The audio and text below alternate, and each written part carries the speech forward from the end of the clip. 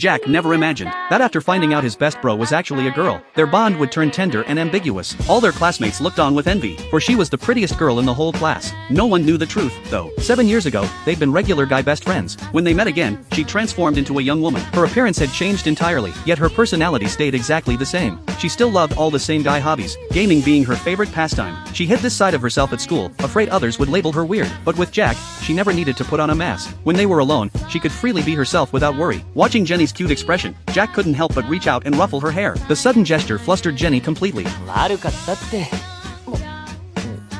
僕は姫ちゃんと違うんだからね。ごまかされておけないんだから。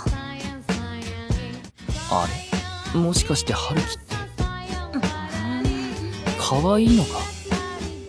The second he realized what he'd done, Jack's face burned with embarrassment. Soon after, Jenny said she was hungry. Learning she only survived on instant prepackaged meals, Jack pulled out the homemade bento he'd brought. He cooked all his own food every day. The abundant, hearty spread caught Jenny's eye right away. She took a bite without hesitation, and was stunned by how delicious it tasted. In that moment, Jenny realized how much Jack had grown over those 7 years apart. After school, they ran into each other again at the supermarket. There was a big sale that day, so both of them ended up with armfuls of groceries. Knowing Jenny was a girl who'd struggled carrying everything alone, Jack stepped in to take most of her bags. He noticed all her purchases were frozen meals, stocked up in huge batches to last her several days. Jack's heart ached for her. He offered to make her homemade bentos whenever he had free time. Jenny's eyes softened with gratitude. Jack's caring, protective nature hadn't faded one bit. Jack walked her back to her apartment. He still needed to head home to cook dinner for his little sister, so he planned to leave after setting down her bags. Jenny quickly blocked his path and asked to exchange contact information, only for Jack to turn her down. His reason was simple: he didn't own a cell phone. Jenny refused to believe him. Nearly everyone had a phone these days. She thought he was just making an excuse to cut her off. What she didn't know was Jack was telling the truth. He'd lived out in the countryside for years where cell service didn't exist. Even his little sister had owned a phone for ages, but Jack still hadn't decided whether to buy one for himself. The next day, they played video games together, and Jack explained everything to her. Once Jenny accepted he truly had no phone,